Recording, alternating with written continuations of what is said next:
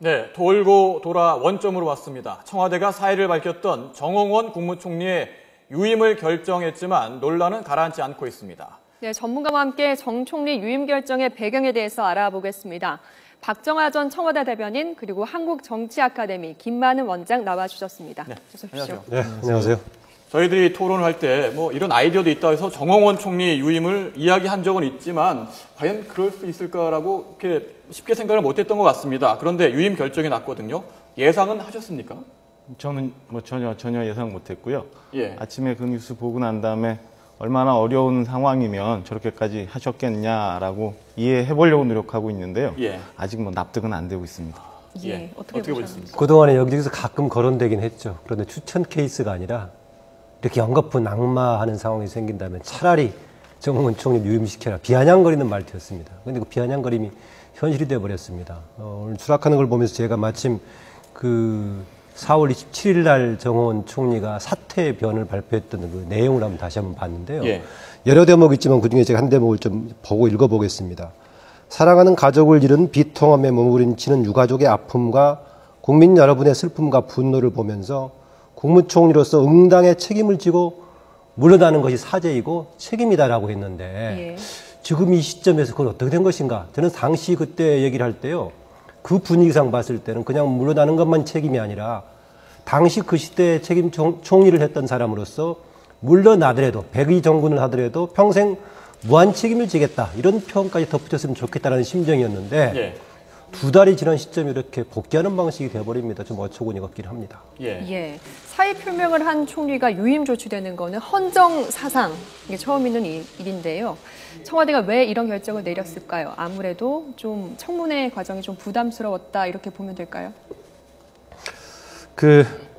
사람들 많이 추천했죠. 제가 추천 어제도 그런 얘기했던 것 같은데 대상은 많은데 박근혜 대통령 스타일로서 이런 사람들을 받아들일 것인가? 예. 가장 큰 관건은 청문회 통과 여부 자체 문제가 아니라 박근혜 대통령이 그 총리감을 보는 인사의 시각을 얼마나 넓힐 수 있느냐 이게 문제라고 했었는데 제가 보기에는 박근혜 대통령이 이미 가지고 있었던 그동안 했던 원칙 좀 상명하복에 충실할 수 있는 이런 사람들 흔히 이야기하는 수첩 인사 범죄에 놓고 있다 보니까 당장 청문회 통과하기 어려웠을 것이다라고 봐지고요. 예. 이게 만약에 범주를 넓혔으면 우리나라에 사람들이 얼마나 많습니까? 그리고 또 추천하는 방식에 있어서도 대통령 내밀하게 결정하는 방식이 아니라 조금 이런저런 교류도 같이 가지면서 경우에 따라서는 야권의 좀 추천도 같이 받으면서 그랬다면은 조금 문제가 있다 하더라도 서로 용인되는 부분이 있지 않겠는 그랬었는데 박근혜 대통령이 가지고 있었던 본인의 원칙을 지키는 가운데 당장 조금 이렇게 청문회 통과하는 사람은 쉽지 않았던 것 같습니다. 예. 원장님 말씀 주신 것처럼 전체적인 상황이 그렇다면 동의를 하는데 저는 다른 측면에서 좀 아쉬운 점을 말씀을 드리고 싶어요. 문창국 지명자가 어려운 지경에 몰려갔을 때 제가 그런 생각 좀 했었고 많은 분들이 그런 말씀도 했는데 과연 청와대하고 정부 여당은 뭘 하고 있느냐. 총리 후보자로 지명을 하고 난 다음에 구린모원의 상태가 됐을 때 물론 논란의 여지가 있습니다. 그 후에 그 문 후보자께서 하셨던 몇몇의 언행이나 처신에 문제가 있을 수 있는데 그럴 때 과연 얼마나 이 사명감을 갖고 결기를 갖고 그분을 국민한테 설득을 하려고 노력을 했느냐에 대해서는 좀 아쉽다고 말씀드렸는데 지금 역시 마찬가지예요. 사실상 열흘 이상 지나긴 했습니다만 문 후보자가 자진 사퇴를 한 게 그저께잖아요. 이제 만 이틀밖에 안 지났어요. 만 이틀밖에 안 지났는데 과연 얼마나 많은 후보군들을 찾아보려고 노력을 했고 검증해보려고 노력을 했는지 그 짧은 시간에. 그리고 이제 와서 갑자기 못 찾겠다고 그냥 가야겠다라고 하는 게 과연 옳은 선택이었느냐 이런 점에서는 국민들이 많이 의심을 좀 갖고 있을 것 같습니다. 네, 두 분 다 만족할 만한 건 아니다 이런 취지로 들리는데 여야 역시 이 유임에 대해서 엇갈린 반응을 보였거든요. 여당 입장에서는 내부 복잡합니다만은 대체로 고뇌에 따른 결단이었다라는 입장을 내놨는데 야당은 반면 무책임한 인사 실패를 되돌리기 위한 그런 물타기 아니냐 이런 말도 나왔습니다. 저희들이 그래픽을 준비했는데 한번 볼까요? 예. 새누리당 입장입니다. 국정 공백을 최소화하기 위한 대통령의 고뇌에 찬 결단이다. 새정치민주연합은 국민 눈높이에 맞는 새로운 총리 후보 한 명을 추천할 능력이 없는 무능한 정권임을 자인한 것이다. 국민들 여야 반응 중에 어느 쪽에 공감을 할까요? 어떻게 보십니까? 저는 야당의 논평에 더 그나마 현실에 적합하다라고 봐지고요. 여당의 경우도 입장에서 대통령을 옹호해야 좋으니까 그런 발언을 할 수가 있지만은 저는 권해찬 결단이 아니라 고육지책이었다. 혹시 이런 용어는 가능할지 모르겠습니다. 정말 어떻게 하다 보니까 막상 대통령이 생각하는 인사의 범죄에서 그렇게 택할 수밖에 없었다 그런 것이지 이것을 무슨 뭐 권해찬 결단으로 칭송해 줄 수 있는 내용은 결코 아니죠. 예. 제가 뭐 여담입니다만은 제가 이제 청와대 들어갈 때 어떤 큰 스님이 한 분 이런 말씀을 해요. 어려울 때 그다음에 복잡할수록 기본에 충실해라. 예. 그리고 또 하나는 하나를 버리면 하나를 얻을 것이고 열을 버리면 열을 얻을 것이다라고 말씀. 어려울 때마다 그런 생각을 하라고 말씀을 주셨는데 예. 마찬가지입니다.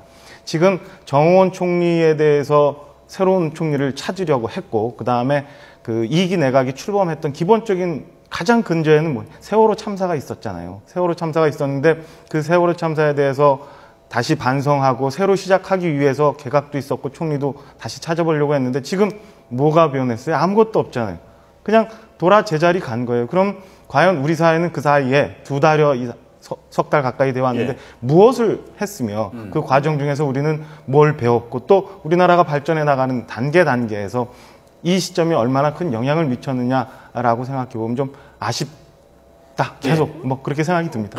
정의원 총리가 다시 이제 유임 결정 나고 나서 재임에 이제 변했던 마지막 단어가 뭐냐면은 비정상의 정상화를 위해서 노력하겠다라는 거였는데 예. 이 모양이 정상적인 겁니까? 비정상적인 겁니까? 이런 비정상을 가지고 시작하는 것이 과연 정상을 지향할 수 있나 모르겠어요. 원장님 잠깐만요. 예. 저희들이 지금 속보가 들어와서 일단 처리하고 들으시죠. 토론을 이어갔으면 좋겠습니다. 예. GOP 총기 난사 사건 희생자 유족들이 오늘 김관진 국방부 장관을 만났는데요. 현재 성남 국군 수도병원의 장례식장에서 기자회견을 열었습니다. 현장으로 가보겠습니다. 대한민국의 호소문을 지금부터 낭독하겠습니다. 먼저 DMP 총기 사건으로 죽어간 저희 아들들에게 보여주신 위로의 감사를 드립니다. 저희는 국가를 믿고 자식을 군대에 보낸 유가족들입니다.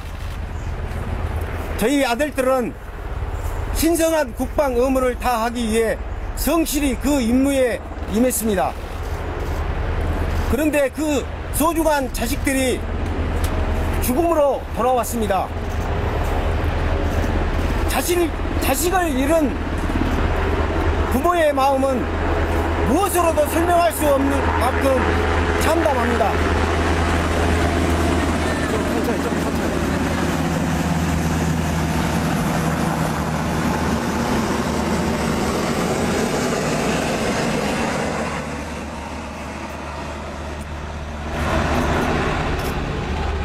그런데 사건 처리와 관련해서 보여준 국방부와 군의 모습을 보며 슬픔을 넘어 분노를 느끼지 않을 수 없습니다.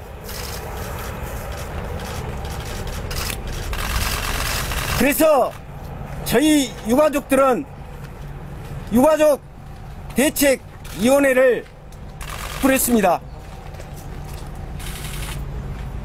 자식을 잃은 슬픔을 표현할 여유도 없이 대책위를 꾸려야 하는 유가족들의 가슴은 갈기갈기 찢어집니다.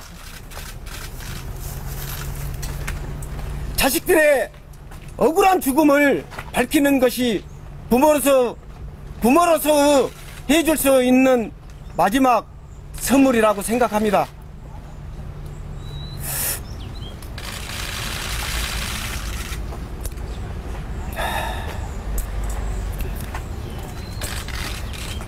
현실이 애통하기만 합니다. 하지만 비명에 죽어간 자식들을 위해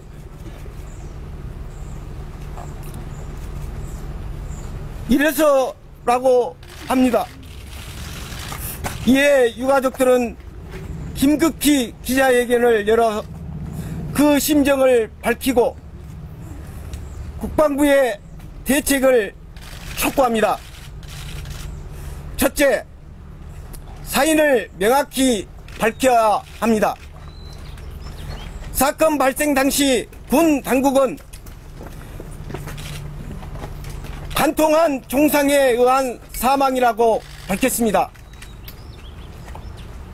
과다주혈에 의한 사망이 의심되는 소견이 나오는 상황에서 사건 발생 당시 군 당국의 초동 대처와 아이들을 살리기 위해서 어떠한 노력을 했는지 명확히 밝혀주십시오.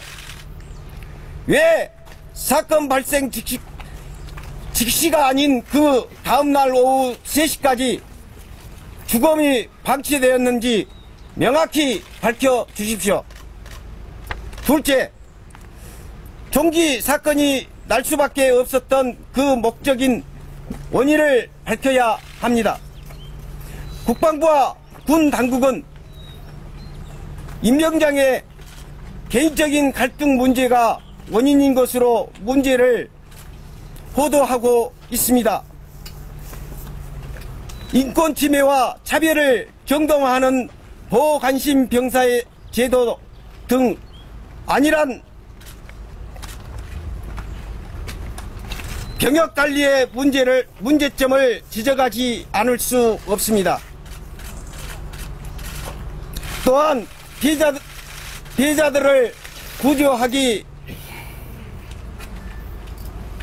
위해서 신속히 응급조치를 취하지 않는 점, 사건 발생 후 2시간 반 동안이나 외부에 알리지 않아서 국민들의 생명을 무방비 상태로 방치한 점, 수색 당시 간신병사 처리 과정 전반을 통해 군 당국의 이기관리 능력 부족과 부도덕성이 여실히 드러나고 있습니다.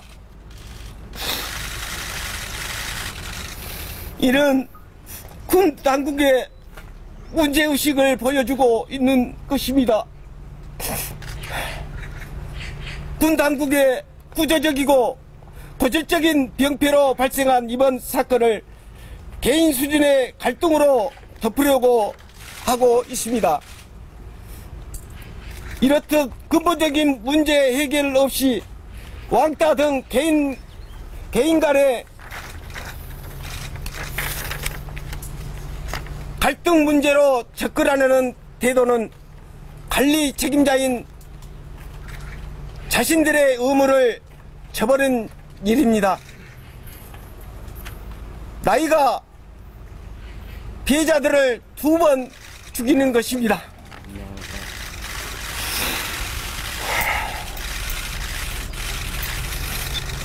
유가족들은 군 당국의 무책임하고 안일한 병역관리를 보면서 임병장에게 연민을 느끼지 않을 수 없습니다.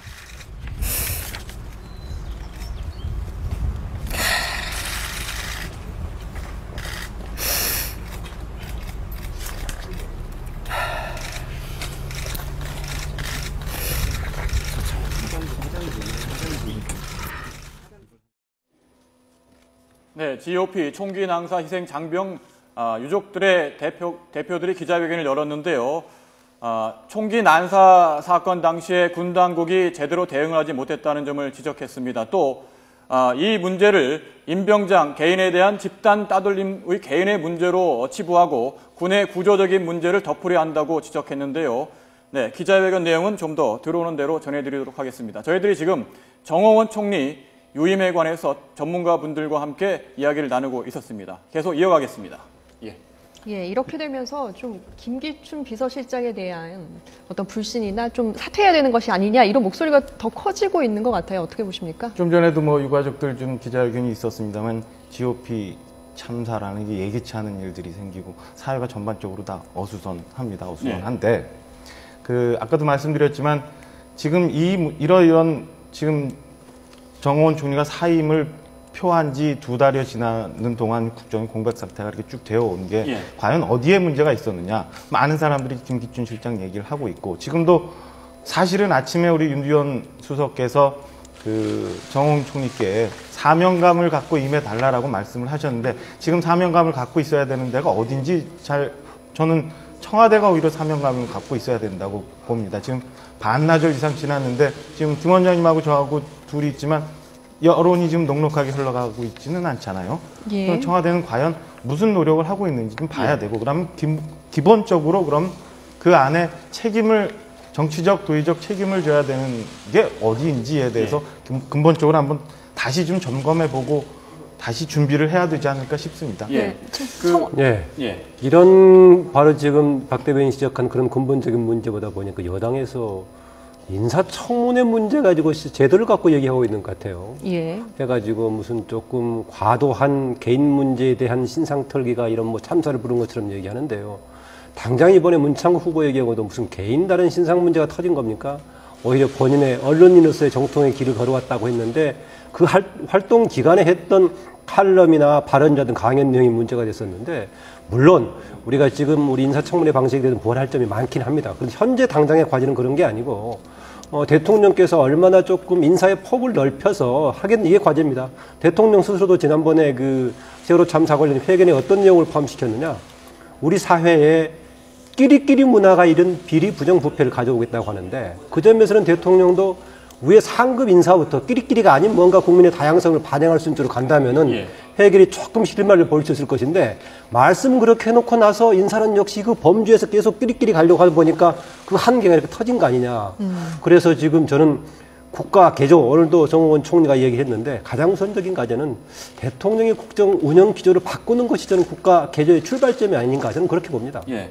지금 끼리끼리 문화를 말씀하셨는데 이 청와대 인사를 놓고 소수의 비선 라인을 통해서 이루어진다는 그런 의혹이 제기됐습니다. 새정치연합 박지원 의원이 만만회라는 말을 했는데요. 비선 라인 만만회.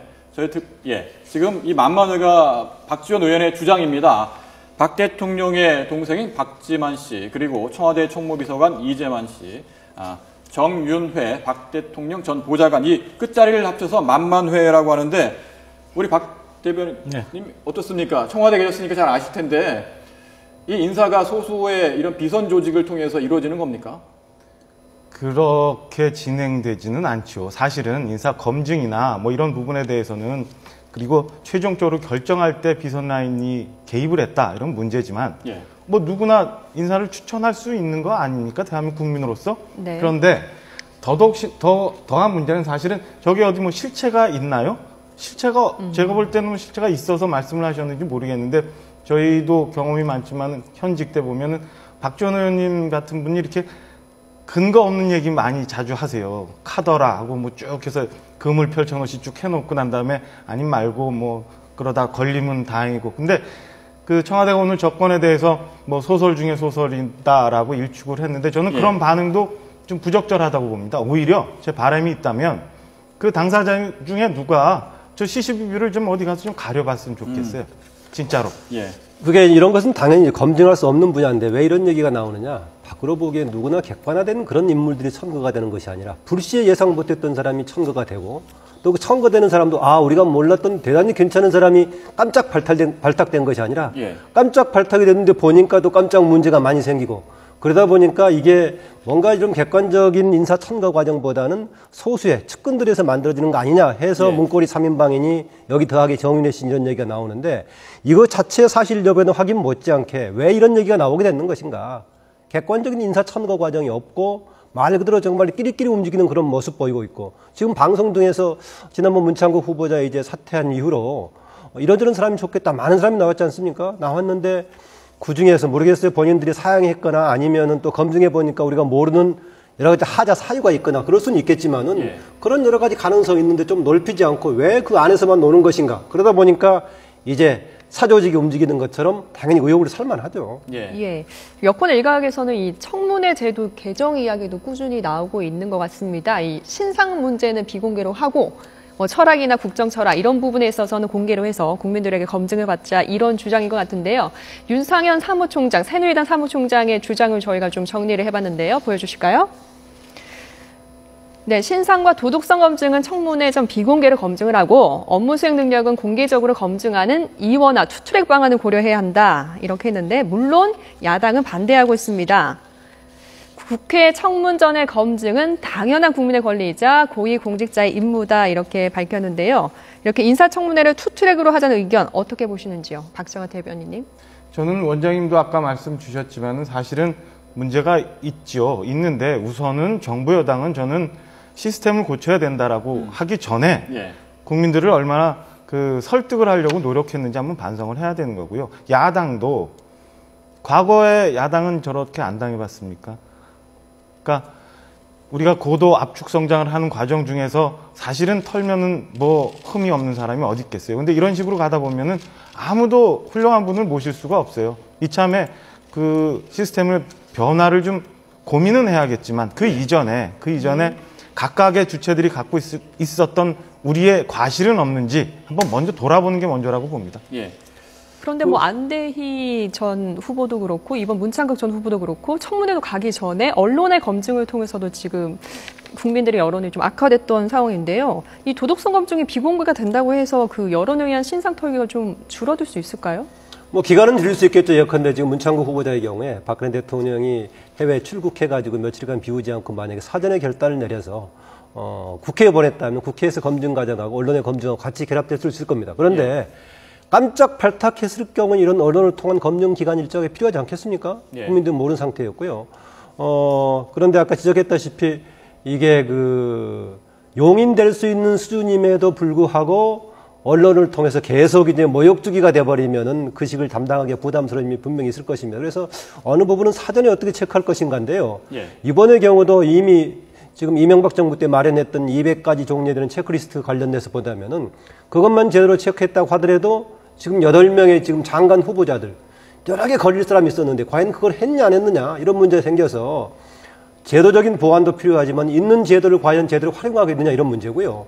총리 문제의 경우에는 저는 그런 시스템의 문제보다도 대통령이 어떤 사람을 쓰려고 하는 것이 관건 아니겠습니까? 예. 장관이라든가 그 아래급들의 경우에는 시스템의 작동 문제가 되겠지만은 총리 정도의 수준이면은 대통령이 어떤 사람을 염두에 두고 쓰려고 할 것인가 오히려 그게 포인트라고 봅니다. 예. 저희들 시간이 많지 않아서 마지막 질문 드리겠습니다. 오늘 인사수석실 신설하겠다 발표했는데 노무현 정부 때 있었던 것이 6년 만에 부활된 건데요.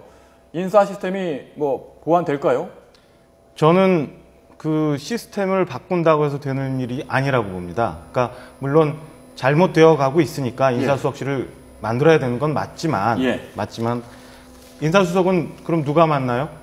인사수석에 대해서 또 논란이 생길 겁니다. 그러니까 뭐 제도적인 보완도 좀 필요하다고 봅니다. 그런데 혹시 이것이 김기춘 실장 책임론에 대한 물타기라든가 피해가기 위한 방식이라면 더 문제가 있다고 봅니다. 예, 오늘 정 총리 유임을 관련해서 전문가 두 분과 이야기를 나눠봤는데요. 여기까지 듣도록 하겠습니다.